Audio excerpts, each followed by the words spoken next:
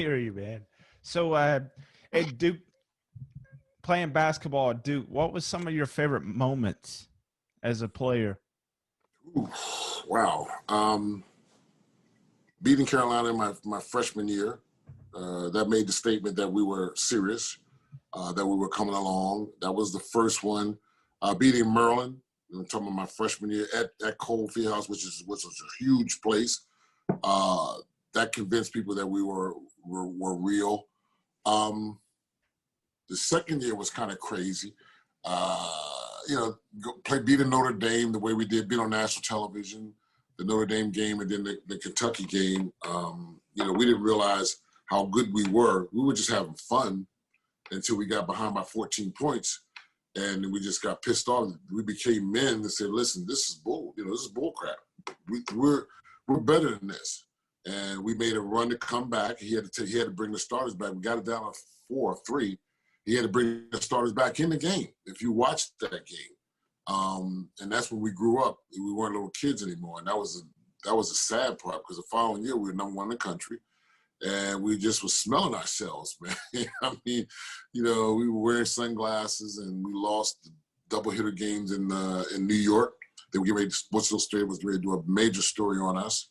So Friday and Saturday we had this game in New York. We've passed that out. The story comes out in Sports Illustrated, 8 pages about us. We lost both games back to back, number one in the country, on a weekend in New York, Madison Square Garden. They took the story and flushed it down the toilet, for real. But so I guess the greatest moment would have to be, there's so many. The Maryland game my freshman year showed me who Coach K was at our home. They were 3rd or 4th in the nation, and they're playing us. We got the team that we got, no centers or anything. And he showed his motivational skills, his tactics, and so forth. He did it all season, but this game was very powerful, and we wound up winning that game.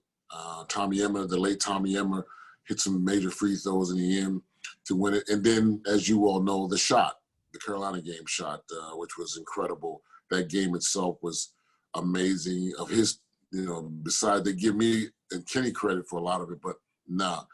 He set the tone. We all played. The player's a player, but it's a combination what the coach sets up, and he was good with that. So those were major games that were very, very powerful for me. Sure.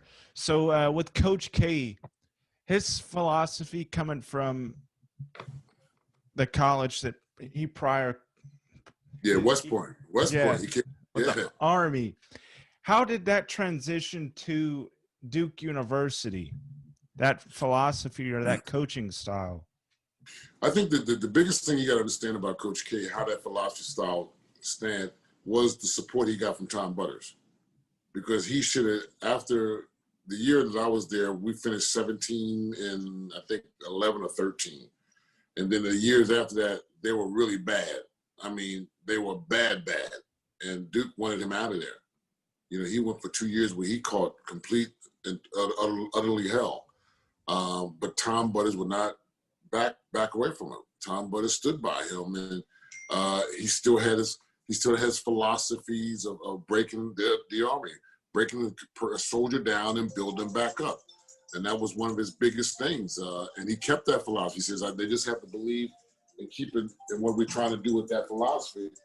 And he stood by it. And by him doing that, in the middle to that whole thing and his philosophies and so forth, he withstood that storm.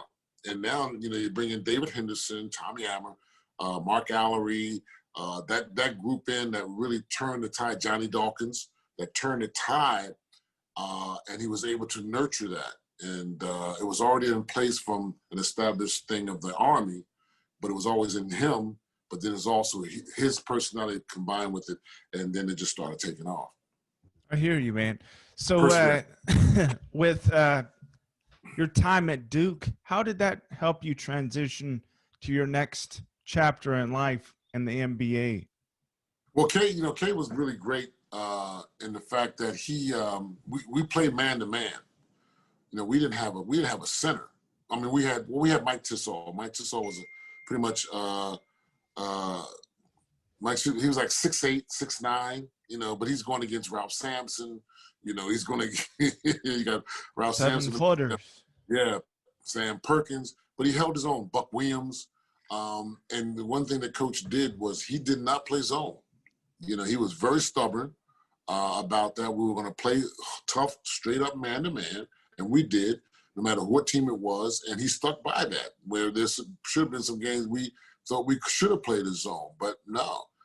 He stuck by that. And I think for me, that was number one. That was great because I'm ready to go to the pro level. Number two, he changed the offense for me. And he made it so that it was more responsibility for me having the ball, doing things.